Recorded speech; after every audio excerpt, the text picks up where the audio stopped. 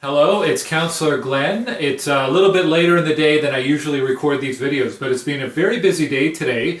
We had a city council meeting, our second remote conference call city council meeting.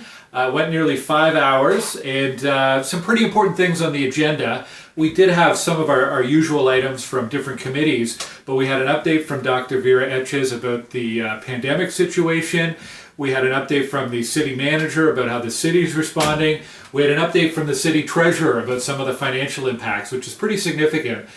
This is costing the city about $1 million a day, both in lost revenue, most of that through transit and recreation, things like your swimming lessons or sports field rentals. So it's a pretty significant situation. The other update we had was around LRT and around Rideau Transit Group's response to the escalation in legal action that we took a few weeks back at Council. I'm in the middle of actually writing a blog post with an update on what happened at Council, so I'll post that a little later on this evening.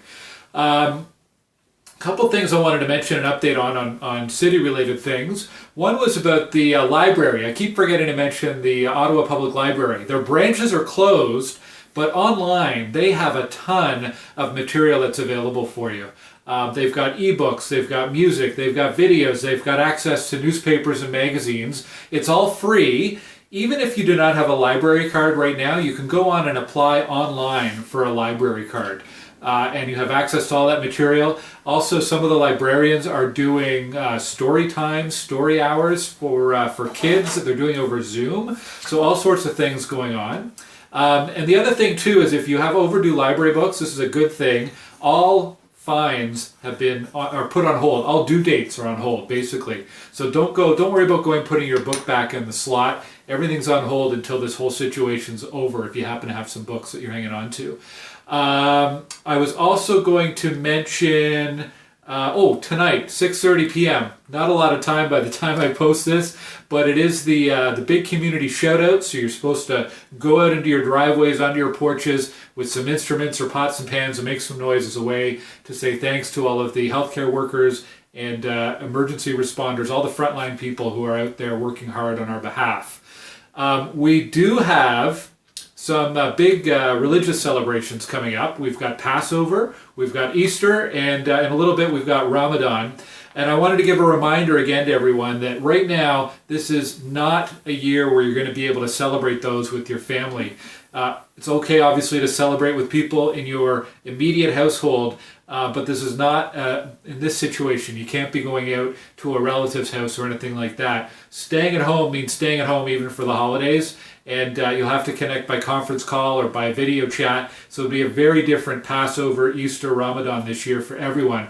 But it's part of doing our part for physical distancing and part of our way that we can fight back against COVID-19 and get out of this situation as soon as we can and keep our community safe and save some lives as a result.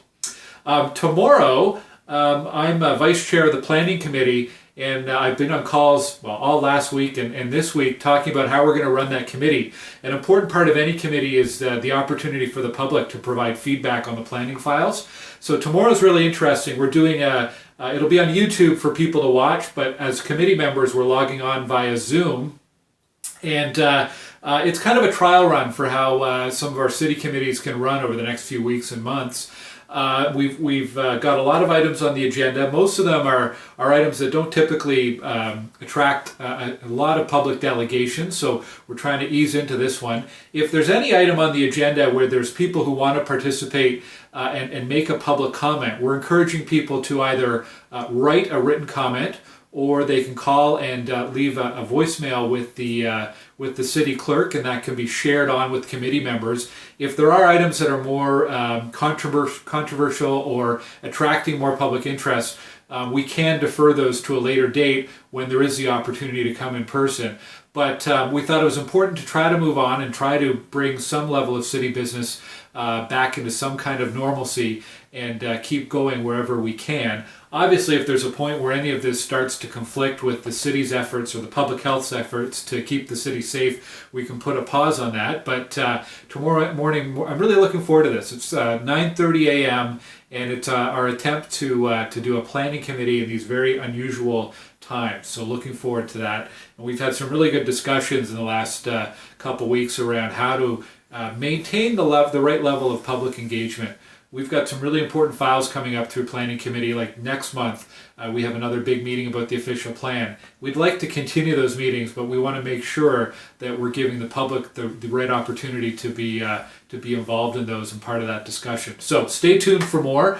The last thing is on Tuesday, we are doing a webinar with Michelle Herdebais from Western Ottawa Community Resource Centre. They're a great organization that provides a lot of social services supports for all sorts of people in our community, for youth, for new parents, for new Canadians, for seniors, for people with disabilities, all sorts of services that they offer. They offer meal deliveries to people who don't have access to a vehicle. They help people get to medical appointments. So you can imagine they've had to change their operations significantly during this pandemic situation. So myself and Councillor Jenna Sudds from Canada North, we're going to be talking with Michelle about how they've adapted their programming. We do have the ability to take questions from residents as well. So I'll post a link on this video on YouTube and Facebook of where you can register for that webinar. And we'll also put it up on Facebook and YouTube after the fact as well, so you can watch anytime you want. Looking forward to that on Tuesday morning. I think I'll wrap it up there. That was a lot of information today, but there's lots going on. It's been a busy week for me and my team and everyone else at City Hall. So take care, and I'll talk to you again tomorrow on Thursday.